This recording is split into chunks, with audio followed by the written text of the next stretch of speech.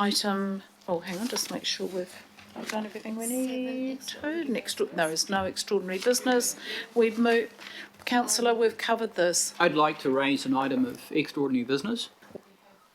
If you do, I'm able to raise it. yes, you are, but I just ask you to be brief. And that is around the plight of the clubs on the land at Mount Wellington. They have nowhere else to go. So there is urgency around this.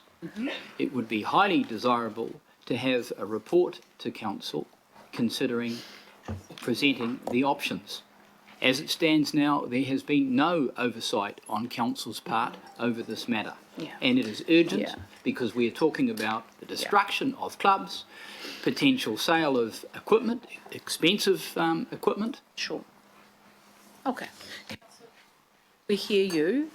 This is not an urgent item because we can't take action today. I dispute the fact that nothing has happened. For the last 6 months, Councillor Clow has met with the club, the Deputy Mayor has met with the club, the Mayor has met with the club, I've met with the club, the staff have met with the club. Alternatives have been offered, alternatives have been proffered with regard to Rosebank Road, work is ongoing. This is not a reserve, so I just have to correct the view that was given. So it is not within the purview of this committee to make that decision. Ongoing discussions have been offered to the club, and that will certainly be there. As we speak, Dave Stewart has made himself available and as late as yesterday afternoon to meet with the club. So it's not an urgent issue. There's nothing this committee could add. That's my rule. Now I'm going to... By way of reply, I would suggest a number of those comments are very misleading. And I don't accept that. We've taken a lot of care with this. We've also done our best to help. Item number 8 is the item du jour, which is Auckland's Climate Change Action Framework, and I'd like to welcome just a question on that. Yes. Why are we dealing with that item prior to dealing with what might change our approach to that item by considering item 9? Because, councillor, that we could have done. I am presuming that all elected members have heard and assimilated and absorbed the information we've been given. We will be holding that in our heads as we do this. And I'll be really blunt, to be honest, I thought the information contained within our climate change action framework and the supporting documentation may actually help edge people towards the climate change declaration if they weren't of a mind to, and if we hadn't had such a strong presentation from the community. To be blunt, I don't think it will change anything. The points have been made. Let's get into the meat of this, and then we will make the decision on the emergency. So let's welcome forward John and team. And I just have to say this was also discussed with our staff who were in agreement with the process.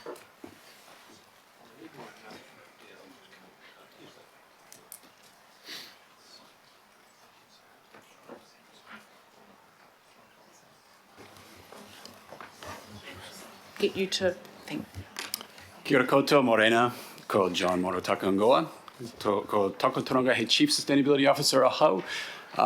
And there's such a nice ambiance in this room, and I do take my hat off to the public who have given their time and their voice to this conversation.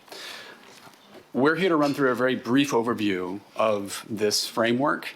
Before I do, I'd like to introduce the people who are here with me. And I'd actually like to first at least acknowledge 2 people who just couldn't fit up here, who have given their blood, sweat, and tears to this plan, and that's Perrin Thompson and Sarah Anderson. Without them, this wouldn't exist, simply put.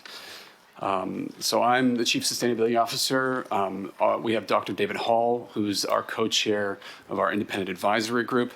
You're likely well aware of Johnny Freeland, who's representing the Mana Whenua Kaitiaki Forum today. And Kate Beddoe, who is the Chief Risk and Sustainability Officer at Vector, representing the cross-sector work we've done with the business community.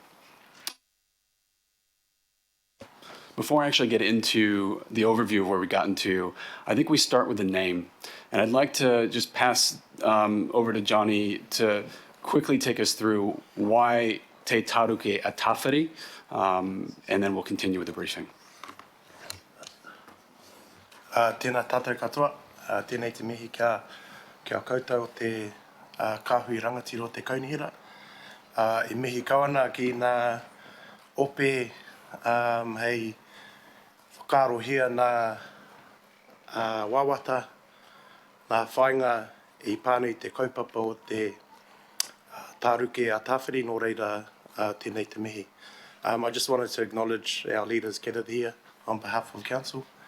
Also, our delegations from the community and the whakaro that they've laid in not only sharing the aspirations but their concerns in relation to the impact of climate change on Tamaki Makaurau. Te Taruke o Tawhiri provides a cultural underpinning to our rationale to climate change, and it's sort of part of an overall approach of working with Council in how we utilise Indigenous knowledge and understanding in terms of climate change.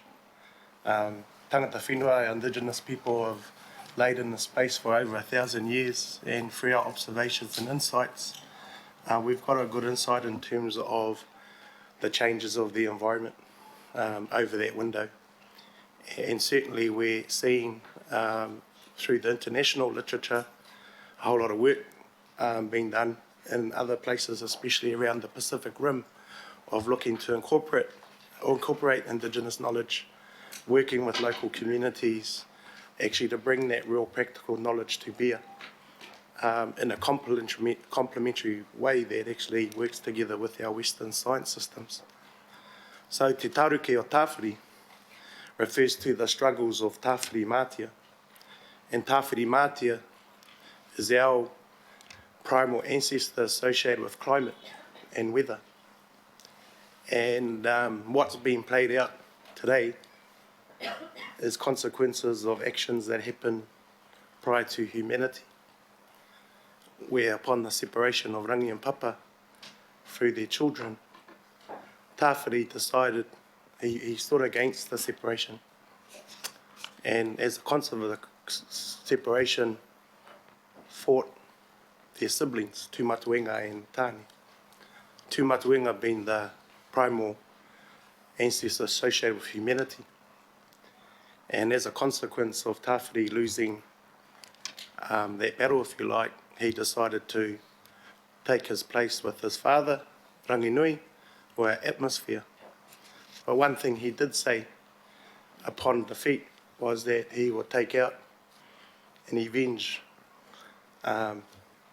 his loss, the loss of his parents, if you like, through the separation, back onto humanity. And one of our rangatahi talked about that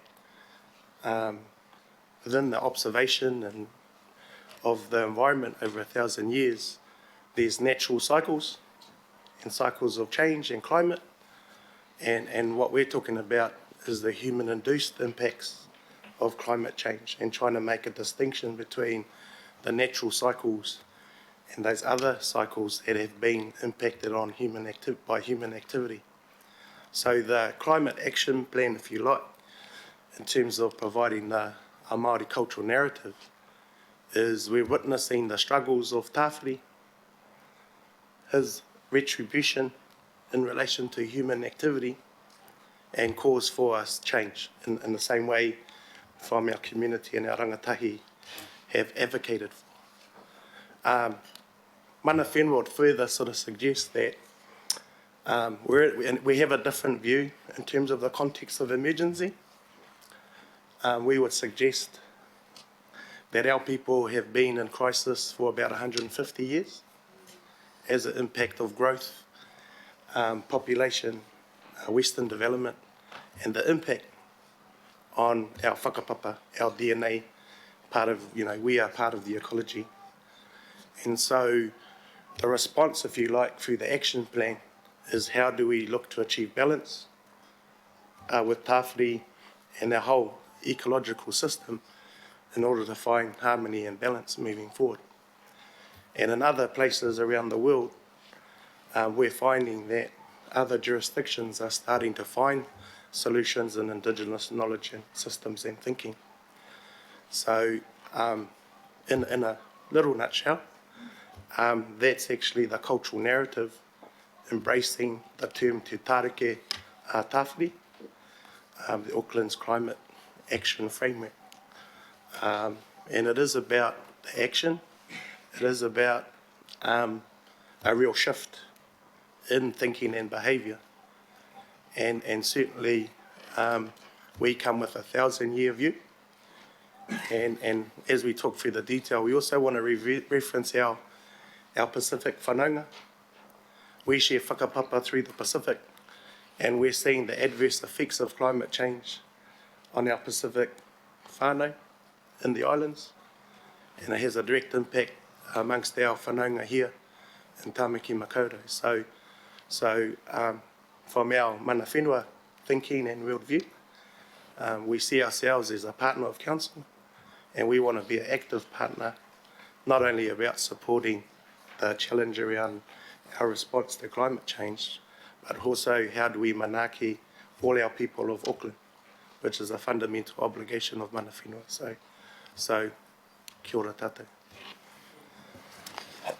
So I think in that spirit, I made a bit of an error not laying out a seat. We actually had a seat working through the chair for the rangatahi, who have been quite an active participant here. And actually, if we had a chair for everybody, none of these would be left. We want this to be an all of Auckland conversation, and that's why we're here to talk about consultation to the public, to actually get a broad set of voices behind our thinking and what we should do next. So I would say if that rangatahi member who was identified, if you want to join us at the table to represent the cross-sector development of this plan, please do. That was my oversight. So I will talk through three basic things. Again, this is a representation of a much larger group who has worked through this over the course of over a year.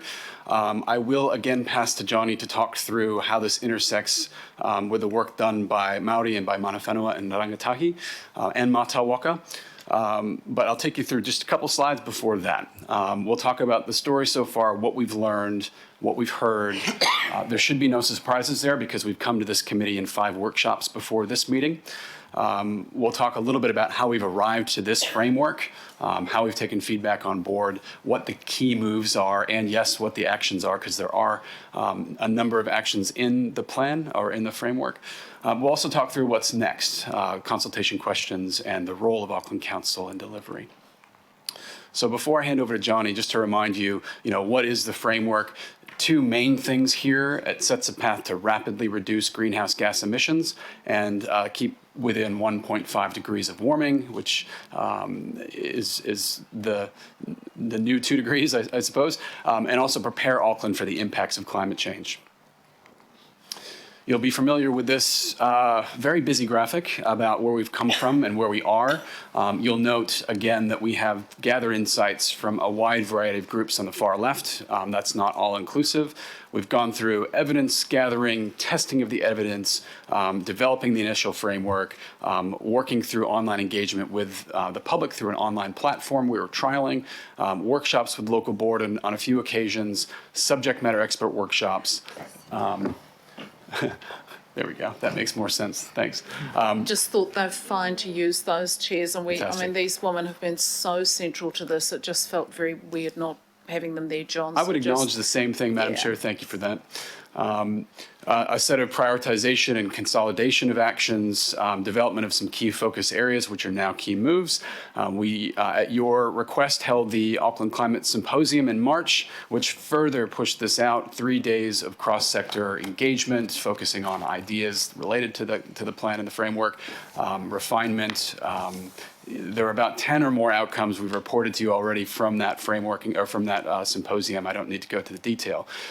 All of that fed into developing this draft plan or framework. And right now, this committee meeting is obviously about what goes out to public consultation. So I'll hand it back over to Johnny to talk through this element.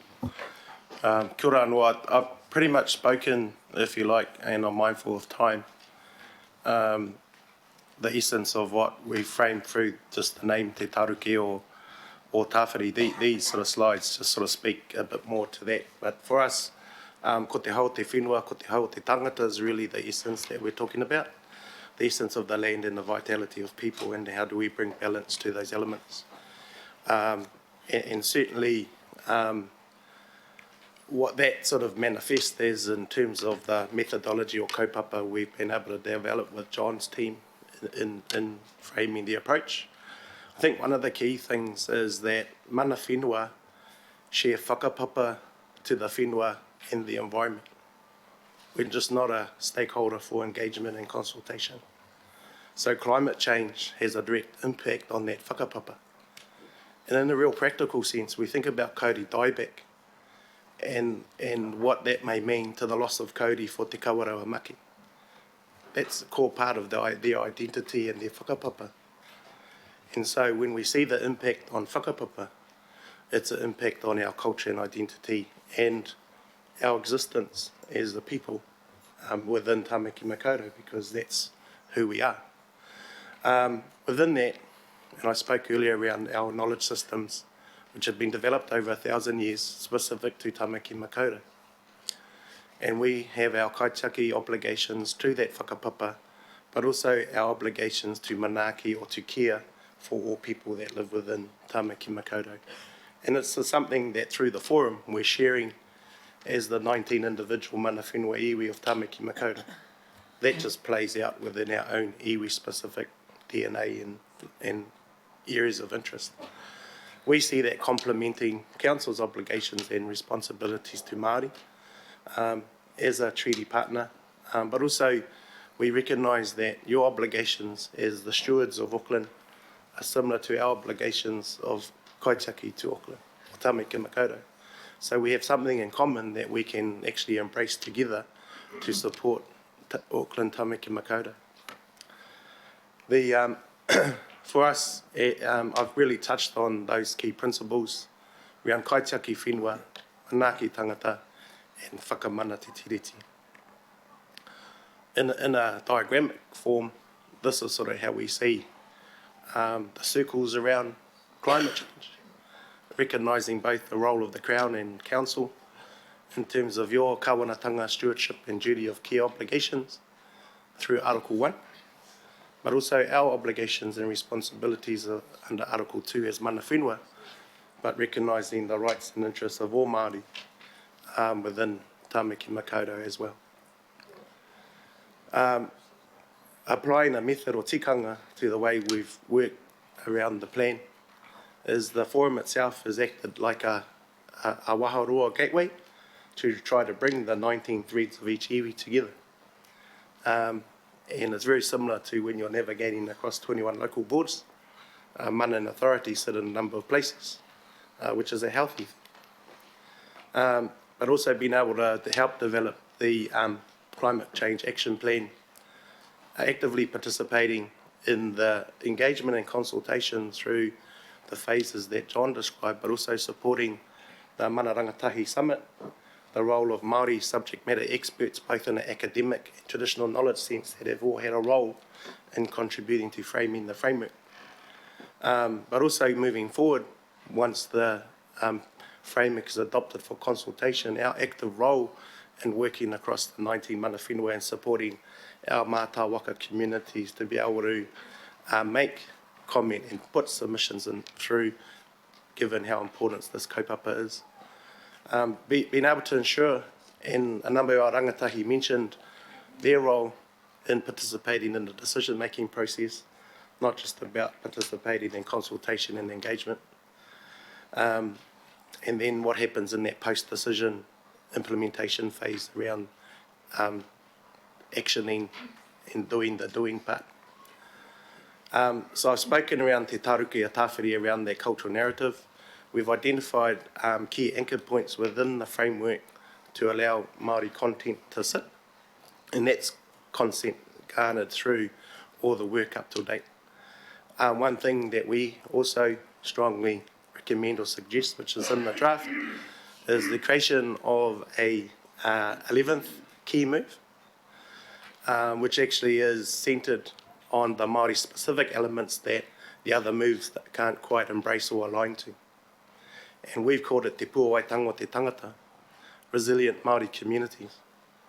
Now, we've been resilient for 750 years, and I note that this year is the 250th year of the arrival of Cook into Aotearoa.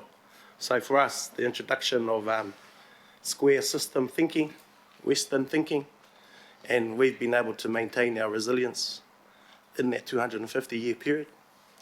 I note that a lot of the advocacies around the state of emergency and urgency, and I want to point out the irony that in the early part of the 20th century, Parliament were debating on whether Māori were going to survive.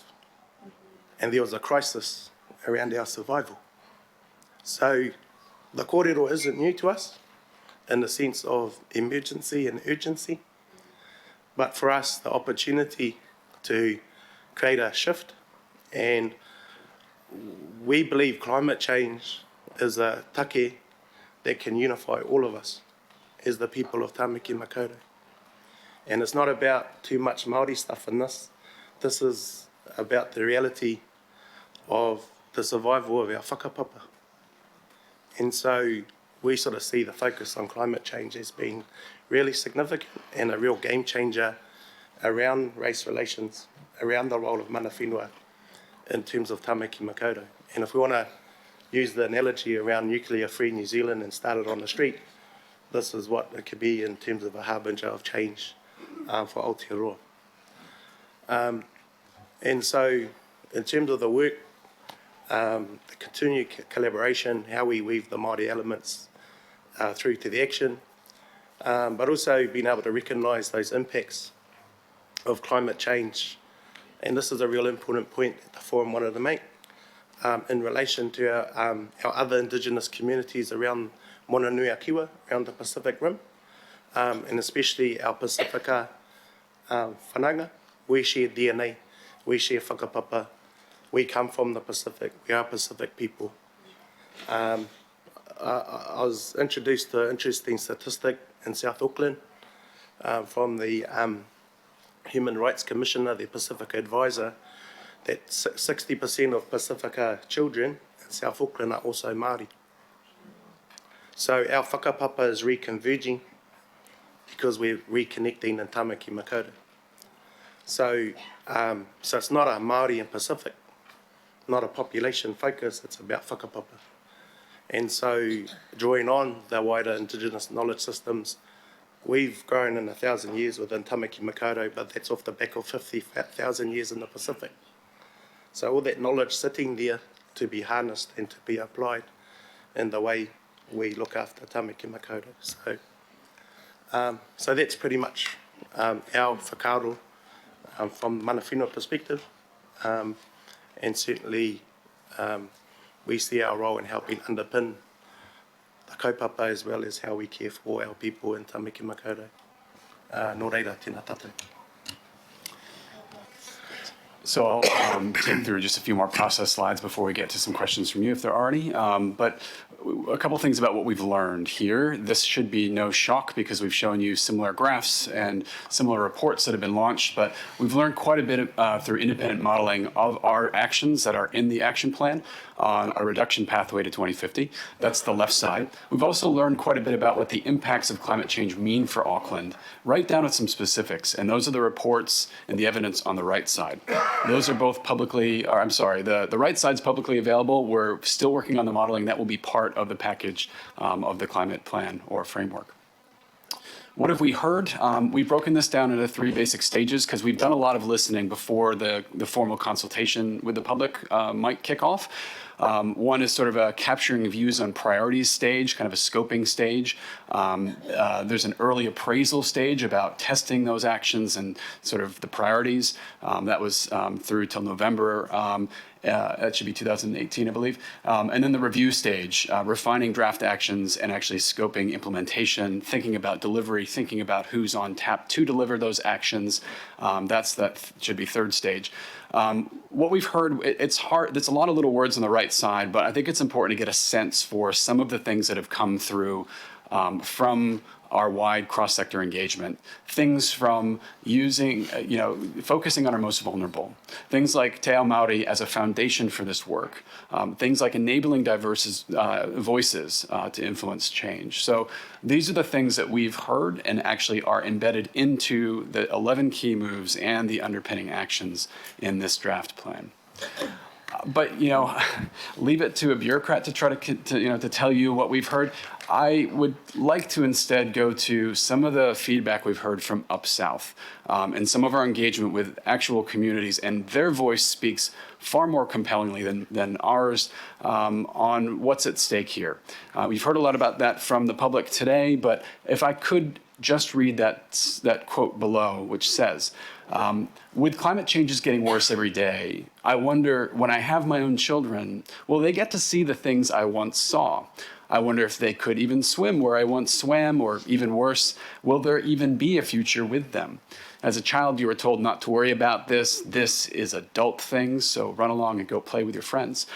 But I ask you, how can I not worry when I see in the news temperatures rising, islands flooding, ice melting? This is my future we are talking about. The environment is screaming for help right before our eyes. And I wonder where we are going, whether we are doing enough to help. My voice is spoken, but I wonder if I'll be heard. That was a post to Up South when we did a call out to communities in the South, specifically on climate action. And it represents a range of feedback and early engagement we've gotten across communities, particularly with youth, rangatahi, and Māori communities. So just moving on to the guts, I think we're talking about, as the Madam Chair said, the meat is the plan or the framework. There are 11 key moves that you've seen before. These key moves are big moves to shift the dial on our action on climate change. I won't go through every single one of these. There are 6 on this slide, everything from ecosystem services and connectivity to decentralized renewable electricity to accessible mobility options. And the next slide, a few more about the just transition, with the economy, food, resilient Māori communities, which Johnny spoke about, and youth and intergenerational equity. Do note, as I believe we've referred you to before, and as Johnny has spoken through, some of this content has been developed by rangatahi and by Mana Whenua and Māori SMEs. So that is actually going to be woven into the plan. You'll read through this and you'll see that each key move actually has a set of actions. Those actions do have a kind of a general framework. What are the issues we need to address? What is the future we want? And what do we need to do to deliver that? That's how each of the key moves is structured. So when you or the public goes through this draft, you can get a sense of how to navigate. We also have 3 distinct timelines for implementation. We've got a transition period now. We've heard the urgency that people have reflected on this. There's urgent actions in there now. There's pilot actions, and there's actions that are really essential to unlock the change and the system change and the resourcing necessary to deliver on the lifetime of such a plan. The second piece is really that acceleration phase. Once we've kind of got things transitioned, you roll out actions at scale and at pace. It becomes more business as usual. And then the third stage is really that final transformation stage, which is it seems like decades away, but it's increasingly closer here. It's the system change that gets us to that zero emissions climate resilient region. You'll see that in the plan. You'll see on some of the pages the actions that actually have a table. You can see the timeline. You can actually see accountability for a group, not just Auckland Council and the CCOs, but a range of people who have already put their name to wanting to deliver this with us. Undoubtedly, that list will grow as we unpack the actions in more detail. So speaking of roles, and I think this might be the last slide here, I think it's important to convey that this is not Auckland Council's action plan or framework. This is actually something that we were asked to do on behalf of the wider community in the region, and this is something that we couldn't possibly do on our own, even with a tripling in LTP funding. This is something that we need to rely on our own difficult, tough decisions and costings to deliver. So that's Auckland Council and the CCO's role. That's on the upper left. It can't happen in isolation from central government's role and the partnership there.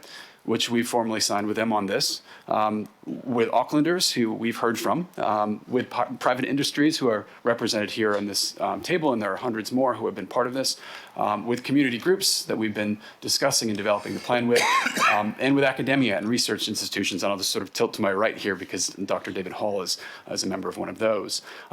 So I think that the thing to think about here is that everyone has a pretty fierce set of responsibilities here that do require pretty significant change if we're going to get to those outcomes. But unless we work together, not one of us can actually do it by ourselves. As part of the next stages and the recommendations in the report, there is direction, you can signal direction to further drill down into what council's specific actions might be firmed up as part of the long-term plan process that will be underway next year. Oh, so I had one more. I always have one more. So what is our role? I've already talked through this, so I don't need to go through every piece, but just council's role. We're leaders, we're owners, we're advocates, we're partners, we're facilitators. There's a range of responsibilities that we need to play here as council.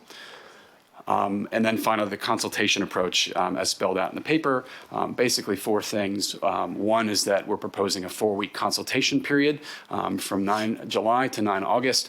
We propose to use council channels, our Auckland Have Your Say events, Auckland Conversations, to generate that kind of feedback. We're going to target engagement with limited resources on Māori and Pacifica communities and youth. That's been suggested by this committee and actually aligns nicely with what we've heard so far. And then finally, we'll use and utilize those networks of, as I've heard you ask some of the previous speakers, how can you help us get this out and get this to the community? We've identified a number of those groups who might help us do that. And that just gives it a bit more of a timeline. So thank you, Madam Chair, and thanks to those who have actually helped put this whole thing together. It's been quite a Herculean lift, and we're happy to take questions. Thank you, John. Just before I open up for questions, I do want to acknowledge you and your team. This has been indeed a huge piece of work, and I know that there has been some concern about the shift from action plan to framework, and that's in no way minimising or reducing the urgency and the critical nature of this piece of work. And for that, I do take some responsibility, and it's worth just clarifying. Part of the discussion was about, and it will be, discussed in the context of the climate change emergency. This is urgent, and this is a time when we really need to take action. So in a way, the actual action plans that drop out of this become even more urgent. And part of the narrative that led up to this presentation today is that we need to fundamentally change our long-term plan. Council's 10-year budget from 21 to 31 needs to be structured differently because it actually needs to be based on being a resilient climate change mitigating city. So to do that, the council side of things is critical. We need our action plan, and we need to know who we're partnering up with and how. And that needs to be a very clear set of actions. So the thinking was, and rightly or wrongly from my perspective, this is a framework within which we can set those action plans. Because if people think, wow, we've got the action plan, we're done, we're so not. You and your team have set a fantastic framework within which our community and the wider council will make those action plans real and fund them in the 21-31 LTP. That's the intention, with some urgency. Now, I know there are a couple of questions. Mr. Mayor, did you want to ask the question? I'm happy to move the recommendations as they are, and I think we'll look for a seconder.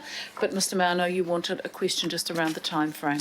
Yeah, thank you very much, Madam Chair, and happy to second that, and also the climate change emergency recommendations as moved to you by you in the next paper to declare a climate change emergency.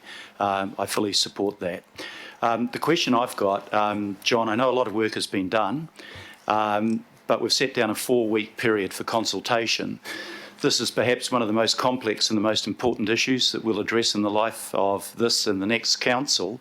And I'm just wondering whether 4 weeks actually is an adequate period of time to give the community to get the feedback at the level they need, acknowledging that when we go out to consultation, it is also an educative process. And what we know is this will cost money. and that's unavoidable. It'll cost a whole lot more money if we don't do it, but we need to carry our community with us. And one way of carrying them with us is to have an adequate time and a full process of consultation. So I'm just wondering whether that 4-week time frame actually is adequate given the complexity and the importance of this topic. So through the chair, if I may, thank you, Mr. Mayor. And I think to reflect on the cost of not taking action, I think that's very astute. Look, that's a decision that this committee needs to make. Our reflection is that understanding the complexity and the change needed, we got started quite a long time ago. And so I would just say that we've got quite a running start to public consultation here. I am always a fan of really robust public engagement. That's good democracy. That's our job. That's partly why we started about 18 months ago. So I would say things like the Climate Symposium and the 600 or 700 people that were part of that, the engagement we've done across sector, the sprint workshops we've done, the SMAs we've involved, essentially the mini climate commission that we convened, beating the government in their assemblage of that with Dr. Hall's help, and the engagement with Mana Whenua, I think has at least augmented that public consultation process. So it's your decision to make, but I believe that we've done quite a bit of early engagement to this point that will give us quite a head start. I think, Mr. Mayor, probably one of the safety valves for this is the fact that we've got the initial 4 weeks consultation that comes off a very big amount of discussion that's been had.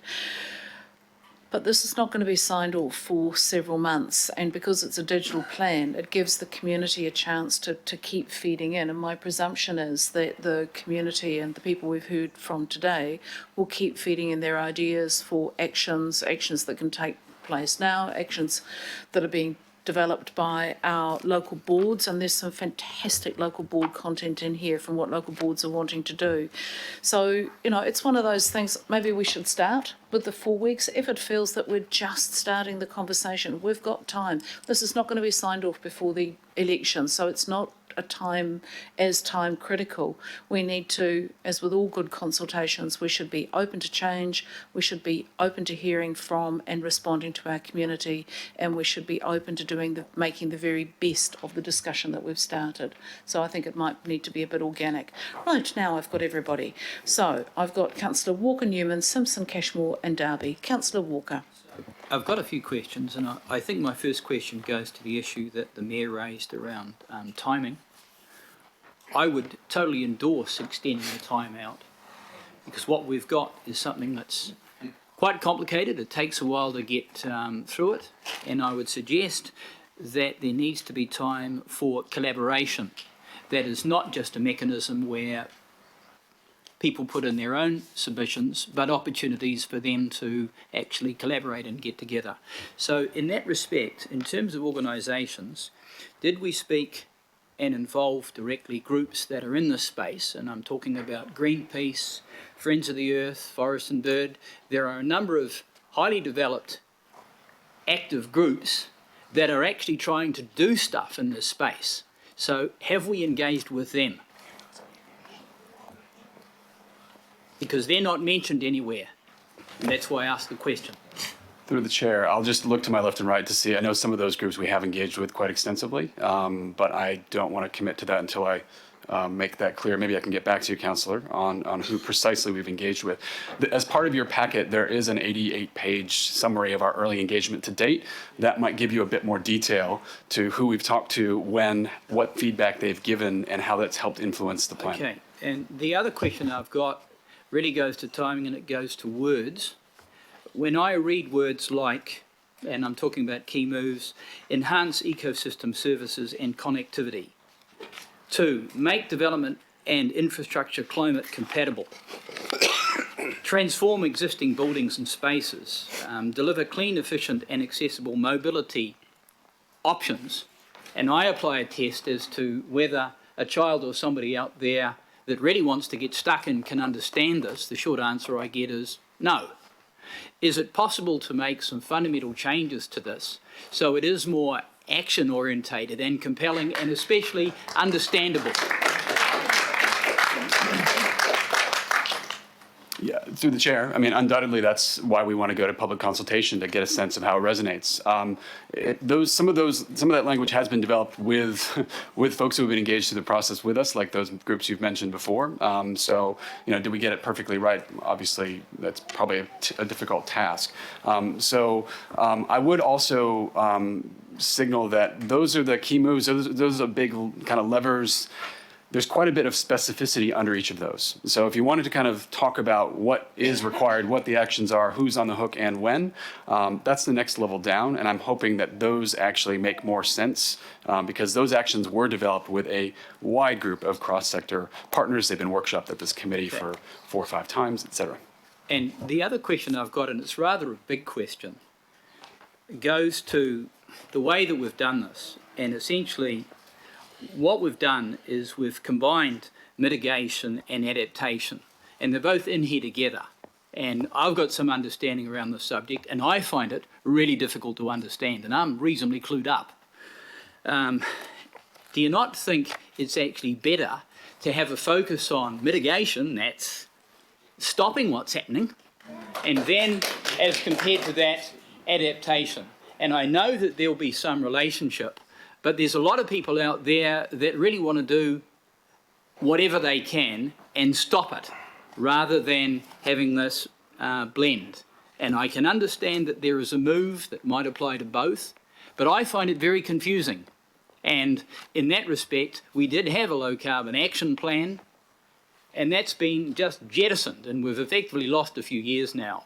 So that relationship concerns me, because there was a lot of good action-orientated stuff that was done then that we're now having to redo. So my fundamental question is around the separation of mitigation and adaptation. Through the chair, so what we've done is we brought through the actions that are still germane from low carbon Auckland. Some of them have been delivered, some of them are no longer relevant, and we did that analysis at recommendation of this committee. And this committee gave us the direction and the vote to combine the adaptation and mitigation in the same plan. So we were taking your direction at the time. In terms of how it's understood, we've also since checked with groups like C40 Cities, of which we're a member. And I think what your question helps to do is articulate a change in global best practice, because 4 or 5 years ago when you were championing low carbon Auckland, the separation was the only way cities did this. In the last 5 years, it's actually transitioned quite a bit. And you'll see cities across the globe starting to take an integrated approach. And the rationale in brief for that is that we don't want mitigation actions that actually reduce our resilience to climate impacts. And we don't want great resilience building that actually add to our emissions. So doing them together allows to get the balance right and actually the disbenefits and conflicts kind of worked out. I will agree with you that it's much more complex. It's much more difficult to understand how to do that together. That's probably why we've needed a lot of help along the traps to do that. So it reflects our best thinking. It has been sense checked by our independent advisory group, including Dr. Hall. It has been sense checked by C40 Cities. And it's most of the, if not all the feedback we've gotten is quite congratulatory, if I could be honest, and not that of being confused or not supporting it. To be clear, I'm not suggesting you don't do them together.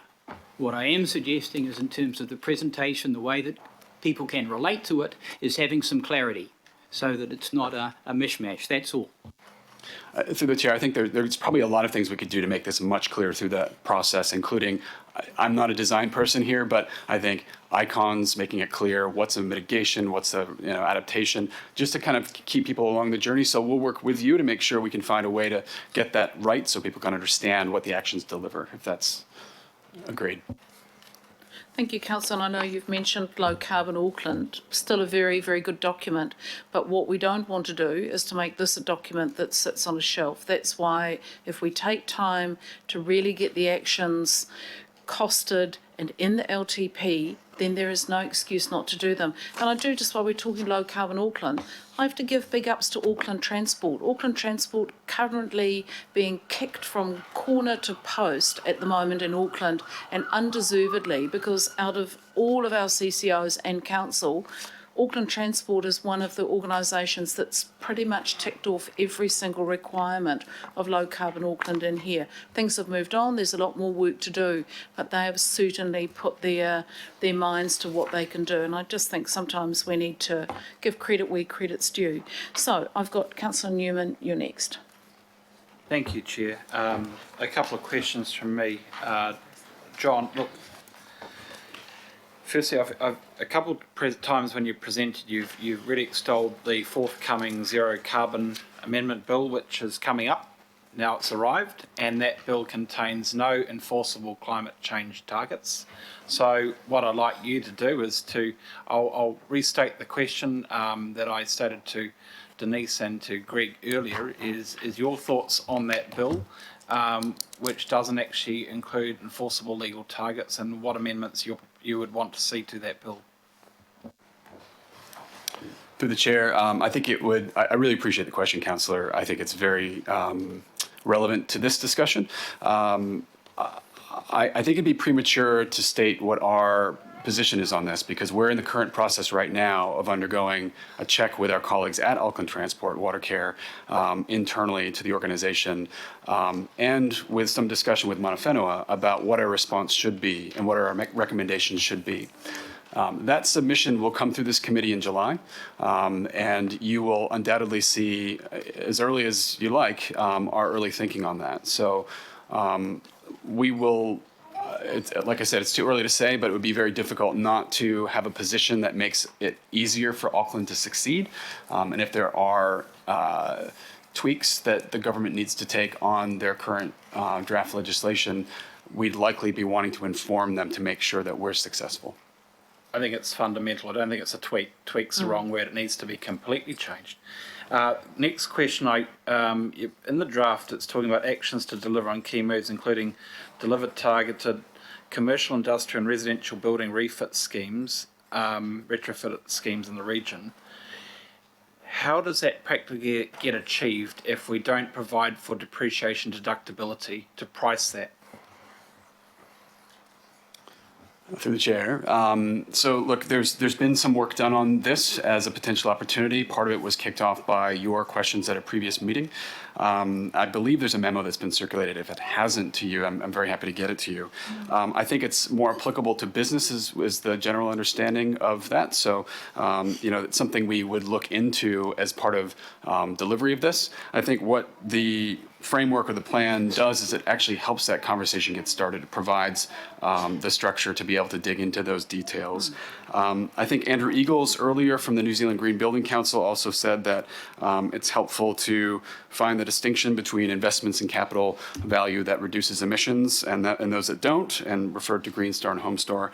And I think you had requested that he learn from other cities. So I guess I would suggest that we work through our networks to learn from other cities to help answer that question you had earlier. And we carry this thinking into that action and its real delivery of the sub-actions if and when this plan is endorsed.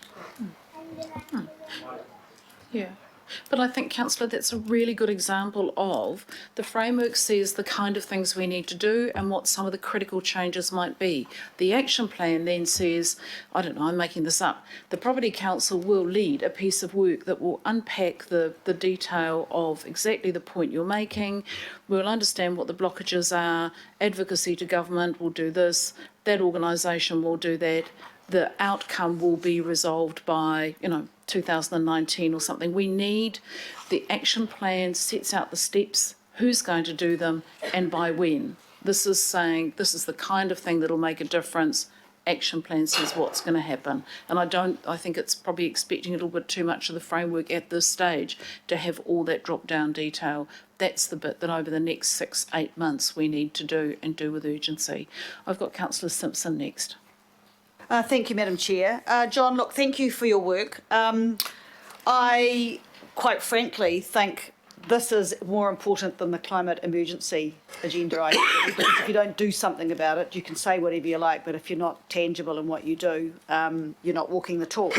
So to that end, I'm really interested in the consultation, and I emulate the question from His Worship and Councillor Walker, because I want to make sure that in my community, I have enough time to get this out. I'm hearing from our young people that they are organised. Fine, got that. But actually, this is about everybody, and especially when there is a generation, and I see some of them in the room potentially that are very upward in this thinking. But there are some people that actually need some education around this. And young Sarah, I think she said that the public can't make right decisions without the right information. So to me, it's integral for me to help get that information. What is the budget for the engagement, and do councillors have the opportunity to work with you to do specific ward-based engagement, which we know to work successfully? Look, what works in Ōrākei may not work in Albany, but I know what works in Ōrākei. So I want to know what the budget is and the flexibility around that budget for me as a councillor to really get this out to the people of our ward, because this is critical for our future. And I don't want to be a blowhard and you know, make some fantastic comment if I'm not going to walk the talk. So I need to get this out. So through the chair, Councillor, I can't give you an exact number on the engagement budget, but I can get that to you quite shortly after this meeting. It's not big. I know that much. And so we have to be quite nimble and clever about how we do this, which is why we're trying to leverage and utilize the networks and help get us where we are today. I think we'd also be, I don't want to stick my foot in it here, but I think we'd be foolish not to work with councillors who are interested in fronting to the community. So I think that would be very much welcome to make sure we get that conversation right. Supplementary through you, Madam Chair. So can you give us confidence that you know, I don't know that there will be that budget allocation. I don't know what it is. No. And it doesn't come in the financial implication. And it's key. It's absolutely key. You know, to quote Councillor Casey says it on so many occasions, you know, there is a group of people out there that aren't electronic and they need things presented to them.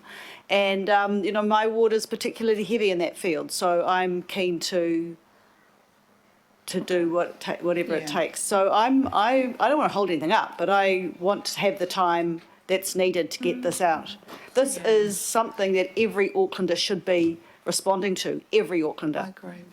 Yeah, I think Councillor Simpson, I agree, and have never been that convinced that 4 weeks is it. So let's just hold that thought as we work through the questions. We might have a little play with recommendations. To the chair, can I just update this just in? I think it's roughly around $50,000 that we actually have to play with for engagement. Well, to that end, you know, look, I'll talk to you separate. What I'm trying to say is you must have budgeted that based on the plan that you've got here on page 250, and I get that. But I'm asking for, you know, if we need to rent a school hall or something, you know, that's what I'm asking. So to save everyone's sanity and time, given the fact that we need to finish this item and the next item by 1 o'clock, I'm going to suggest that the item C, that we just park item C. I'm going to suggest that the Mayor and interested councillors that we work with our team on the appropriate time frame. We don't want to put our team in the difficult position of agreeing with us publicly, knowing that they've only got a $50,000 consultation budget. That's unfair. I think we can probably do better. So thank you very much, Madam Chair. It's not about spending more money, it's about doing the right consultation and utilising our networks appropriately. So I think we might just park C or get rid of C and work on it, or change the recommendation to say that we will work on the consultation process. Councillor Cashmore. Thanks, Madam Chair. Very quick, simple question, John, and that's about measurement. So as part of Councillor Newman's item was about the targets. How are we going to measure our progress? When is that part of that discussion going to be had? Thank you, Deputy Mayor, through the chair. So there are some high-level indicators that we've been developing as part of this. One of them, obviously, is a target around zero emissions. So that's pretty front and center. This is our pathway for how we will get to zero emissions by 2050. As part of the consultation with the public, some of the questions that you might see in attachment E are related to around level of ambition and speed, maybe building on the conversation held here today at the Chamber. We anticipate that that will help inform more detailed targets and indicators. If I can be honest, our initial assessment of indicators across every single action yielded something like 200 of them, and that just seems unfeasible to actually be measuring 200 things. We need to get it down to simplicity and reflect the boldness and the ambition that the community has for this, and we'll do that as part of that process. Okay. Just rewriting the recommendation. Sorry, was that your... No other questions, Deputy Mayor? Councillor Darby. Thank you. Can I just understand what we're doing here? Because it feels like we're just kicking the can down the road. Why have we put a line through C? No, I'm not the kind of councillor to kick the can down the road, thank you, councillor. This is actually trying to move it along so that we do the consultation in a way that councillors are comfortable with. What we're hearing is we want to start the consultation. Councillors are saying they're concerned that 4 weeks is not long enough, so we're just parking that recommendation for the moment while we finalise the process. No one's kicking any cans anywhere. Right, your question. Clarification. John, you've already been asked a question about consultation. You've said you have got a whole build up to this. There's a lot of energy, there's a lot of commitment from groups and individuals. And correct me if I'm wrong, but I heard that you have capacity to meet the C.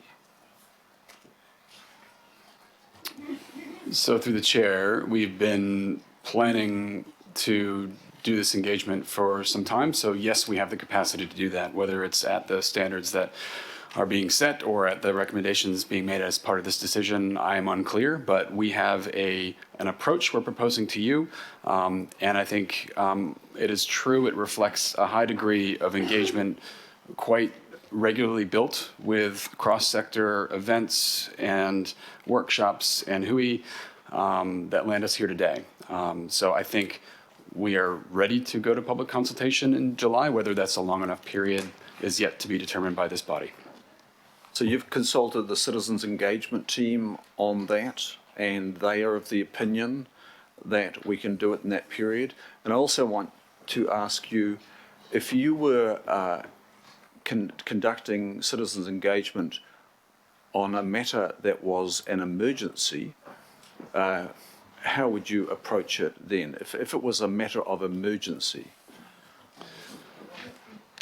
I, through the chair, appreciate the question. I think it might answer itself, if I can just say. Obviously, there's an expediency involved in emergencies. We have been involving the actually a wide range of council teams, including the comms and engagement teams. We've done things like literally just a few days ago talked about how to translate this into the 6 different language or more, what that costs. I just approved that last week. So we're down the track. We've worked out each little milestone to actually get to do the consultation that we need to do. If that's the question, we're on track for that. Just a question. I do have to explore this very late change from plan to framework. We've already got a policy framework, and sitting under that is the United Nations Framework Convention on Climate Change. C40s is part of that framework. Low Carbon Auckland is part of that framework. And then sitting under that framework is this supposed plan, and suddenly it's become a framework. And we require the different parts of our organisations to respond to our strategies, our plans and our policies. We don't ask them to respond to our frameworks. So I really need to, I'm quite troubled by this, what I see as watering down. So I need some explanation on that. Because this, and I just also add, we had a workshop on this. It was poorly attended by the councillors for the biggest issue of our time. We had a lousy turnout. And what I did not hear at that workshop was any question about swapping in words. And it's not about semantics. It's not. So I really do need to have that explained. Thank you, Councillor Darby. I'm not going to put our staff on the block on this one. And this has been a political direction, and it can be interpreted and sliced and diced whichever way you choose. But some of us are determined to see these actions appear in our LTP for the 21-31 LTP, and I think they need a hell of a lot more work, that this can't be called an action plan until that work is done. It's not semantics, it's actually moving the dial to a lot quicker than it has been. We watched, as I say, the low carbon action plan with all the work that was done sit there for 5 years, 4 years, or however long, 5 years it's taken, and it's sat on a shelf. I don't want the same to happen with this, so I make no apologies for saying we want to get on and get things done. I think we can argue angels on the head of a pin, or we can get on and do it. I do want to get to the emergency item. I was hoping to get there by 12:30. We're going to have trouble holding a quorum for a little while. We either want to get on and declare an emergency, or we want to debate words. So, any other questions? Yeah, okay, I'll take that, but I do point out there are 60 actions at least in this so-called framework. There are 60 actions that I've read in here. There's no shortage of actions for us to consider. Another question is, what's most significant? You know, the most significant thing that we could do as a city is reduce our emission footprint through transportation, and there's some clear solutions on that. I understand that the executive leadership team has considered an emissions reduction plan. I'm not politically aware of that. What is the status of the emissions reduction plan, if that's the correct language? Is that being ticked off and part of the management? If it's so significant, and it's significant to our work, where is it? Through the chair, can I? Thank you, Councillor. So that plan is, I think, another example of us trying to do a bit of early work, recognizing the pace required. So understanding that this plan was in development, or framework was in development, we anticipated the questions, and we've gotten many from this body of what's council's role, what do we pay for, what do we stop doing, what do we start doing. And so part of the origin of that was to work internally to Auckland Council in our own operations so that we could actually have the mana to lead this conversation with the community, because we're actually walking the talk. So that was the philosophy behind starting that then. It's resulted in a number of conversations across community facilities, procurement, community services, corporate finance, and those are the GMs that sit on a steering group. We've had that discussion with the executive leadership team, and I feel confident that from an emissions reduction point of view, that approach will get us where we need to go as a council with our material emission sources. So mostly buildings, that's our biggest piece of the footprint, but also our fleets, Claris landfill, and some parks and some agricultural emissions. So we've gotten that work started early. I think it serves as a nice bridge between this framework and the long-term plan that was discussed earlier by the chair. It gives us a running start for that. Although I think it should just be reminded, that's council's obligations. That's what we do as a business on just emissions. There's also what we do on resilience. And as you'll see in this framework, there are a number of benefits and outcomes that go beyond resilience and emissions. We're trying to think about things like, benefits to people and their health, and to fairness and equality. So I think it gives us a running start on the emissions side. We probably need to do additional work to firm this up for the long-term plan, for instance, because it's going to require more thinking.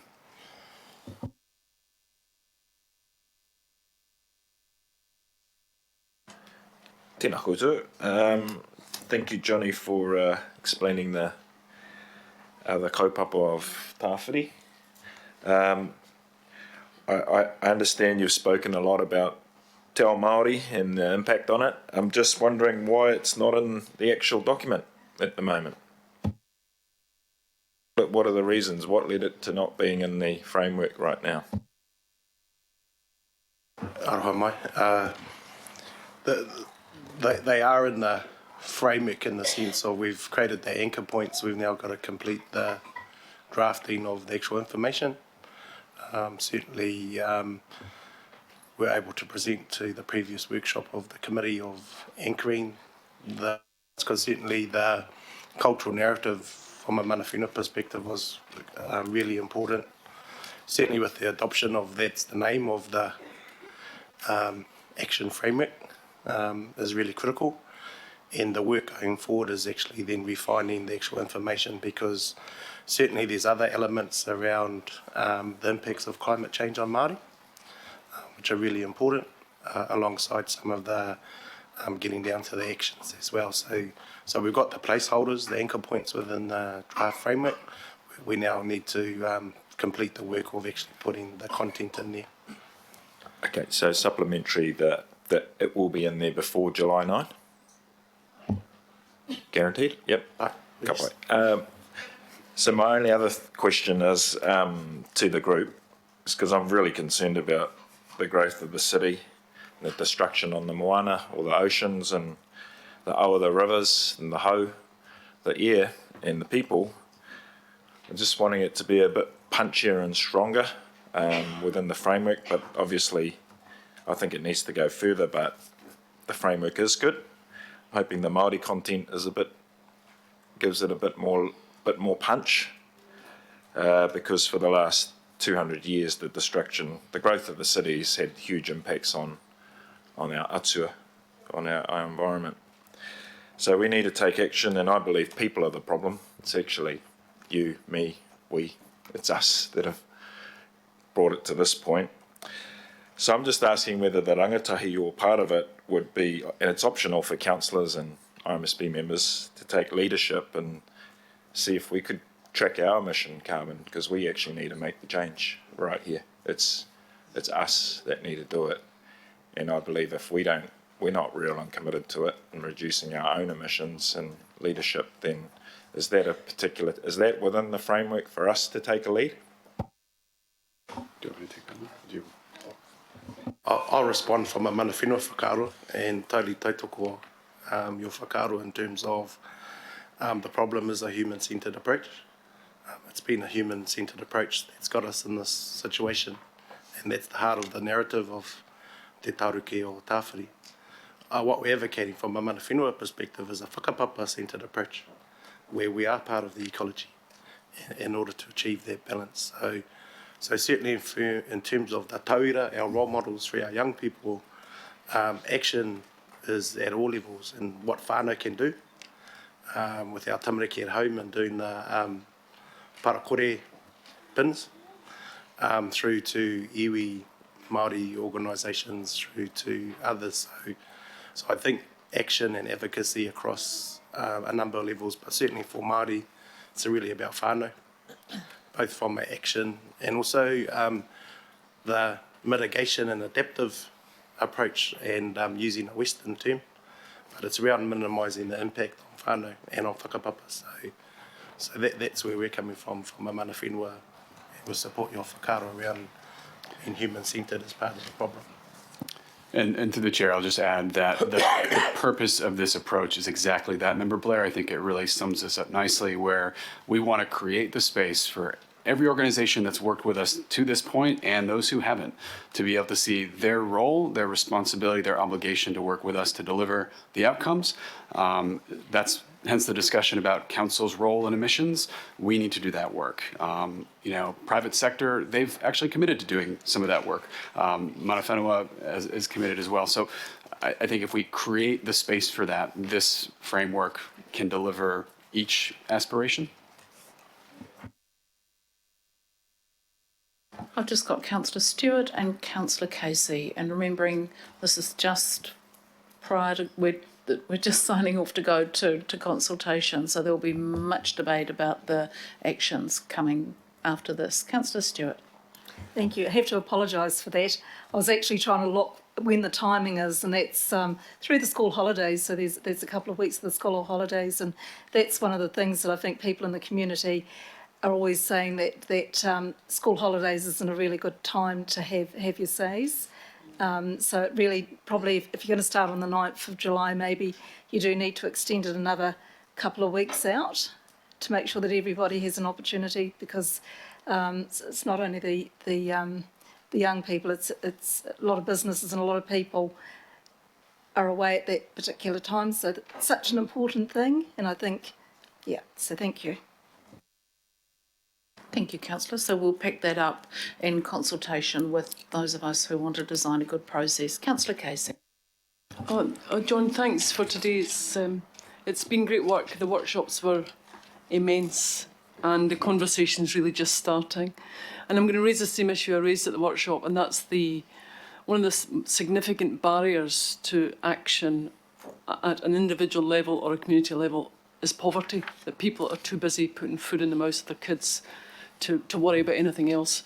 And in this consultation, I'm just worried that we don't hear from that sector. And I'm inviting you to look towards our 6 demographic advisory panels to look at better ways of communicating with the disenfranchised underclass that exists in Auckland. So it doesn't really need an answer, but if you want to answer it, that's fine. Just a few words to the chair. I'll just say we have engaged all the advisory panels, many on a number of occasions. It's taken very to heart, because actually that's part of the core reason, aside from reducing emissions and building resilience. If we do that a disbenefit to people's ability to survive, we're not doing the right set of actions. So that's been part of the conversation the whole way through. We'll carry that through to the discussion with the public as well. Thank you. Thank you, councillor. Yeah, climate change is a huge exacerbator of inequity, so we need to be aware of that. Can I just go back, Councillor Newman? You said that you still had another question, because I'm quite keen to put the recommendations. But did you?